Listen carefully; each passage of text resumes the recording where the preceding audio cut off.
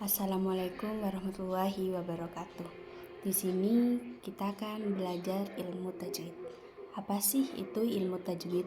Ilmu tajwid adalah ilmu yang mempelajari cara membaca Al-Quran dengan benar, yang sesuai dengan kaidah-kaidah yang diterapkan. Dan tujuan ilmu tajwid ini menjaga keaslian bacaan Al-Quran sebagaimana yang dibaca oleh Rasulullah SAW, dan juga tidak terjadi kesalahan makna atau pengucapan huruf. Jadi di sini seumpama ada huruf panjang sama kalian tuh dibaca pendek, bisa jadi itu udah artinya juga ikut ganti gitu. Dan di situ kita belajar ilmu tajwid. Langsung saja kita ke hukum nun dan tanwin. Tanwin itu seperti fathaten, kasroten, dan domaten. Nah, di sini tuh hukum nun dan tanwin tuh dibagi menjadi 4. Yang pertama itu ada idhar. Yang kedua ada idgham. Yang ketiga ada iklab. Yang keempat tuh ada ikhfa. Dan kita langsung ke idhar. Idhar ini artinya jelas. Huruf idhar itu ada 6, yaitu hamzah, ha, ho, ain, dan ghain. Saya ulangi lagi, huruf idhar itu ada 6. Hamzah, ha, ho, ain, dan ghain. Dan bacaan idhar itu jelas, tanpa dengung, dijelaskan bacaannya. Nah, contohnya man amana. Nah, di sini ada contoh bacaan Al-Quran, man amana.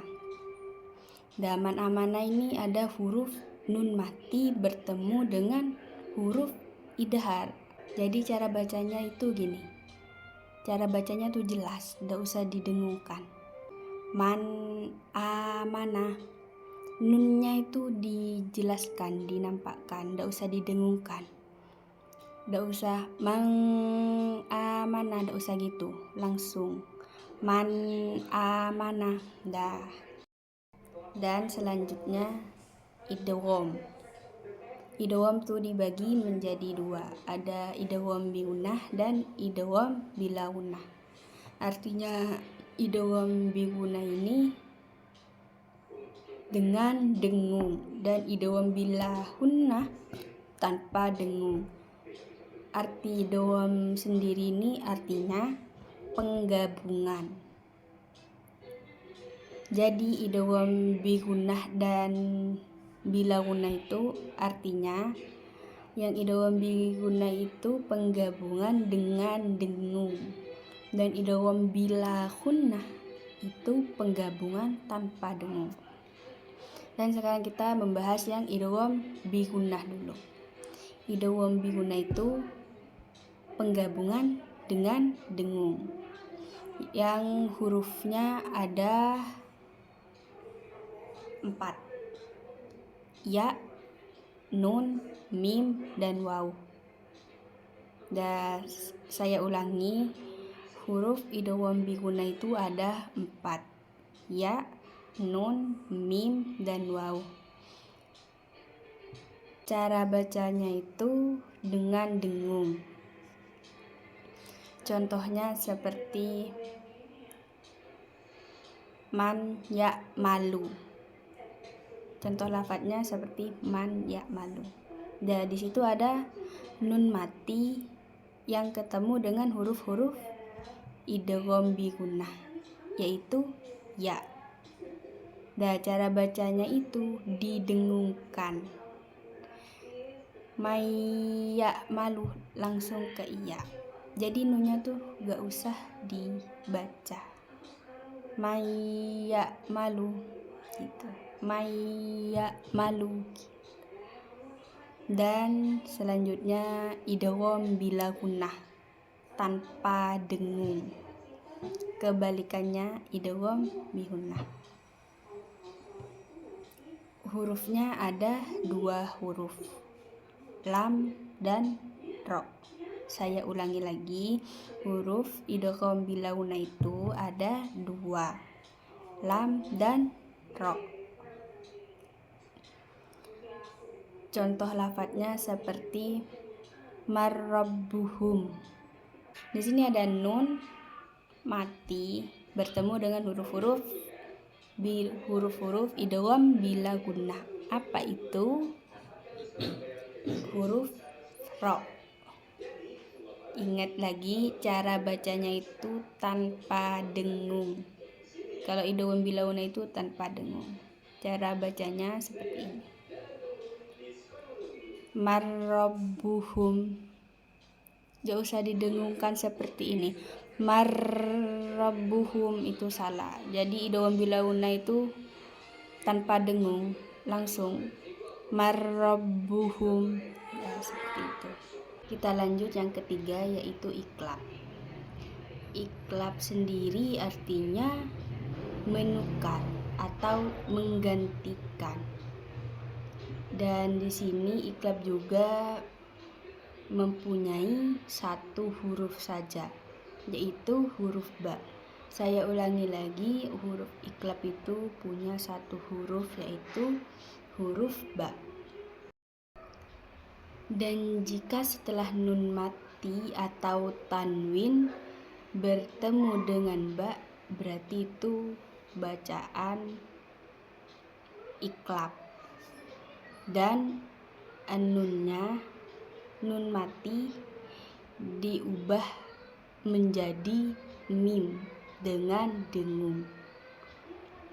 Contohnya itu seperti awanum baina dzalik. Nah, di sini kan ada tanwin bertemu dengan huruf ba. Nah, setiap bacaan iqlab tuh mesti ada huruf mim kecil di atasnya. Nah, seperti ini.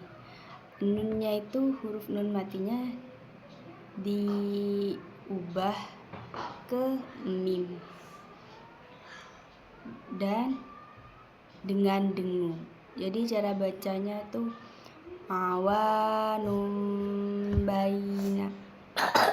Ya gitu. Contoh selanjutnya itu ada lafadz min ba'si.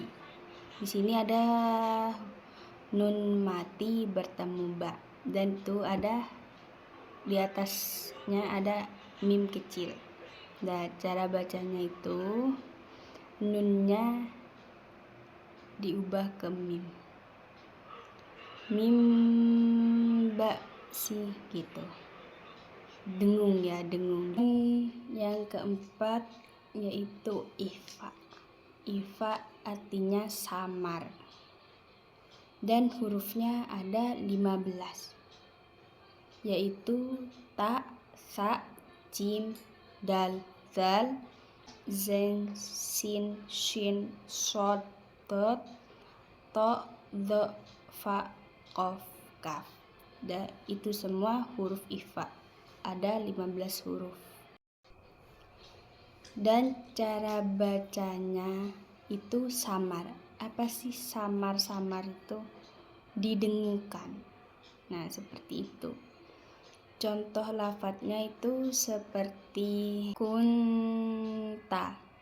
Nah, di sini ada nun mati yang harus digabungkan dengan huruf ta.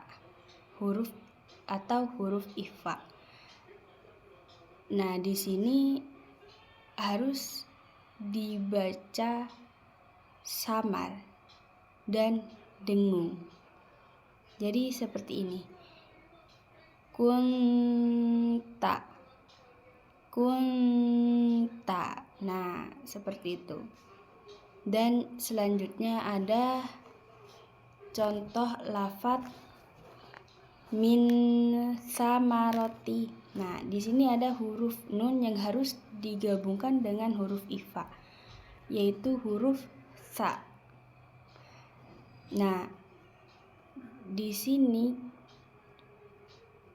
harus huruf nun mati dan huruf sa ini harus dibaca samar.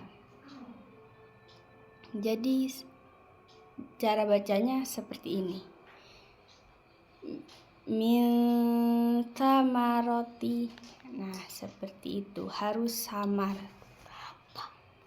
dan dengung. Itu saja dari saya. Apabila ada salah penjelasan atau salah contoh dan lainnya, mohon maaf sebesar-besarnya, karena saya juga sama-sama belajar juga di Assalamualaikum warahmatullahi wabarakatuh.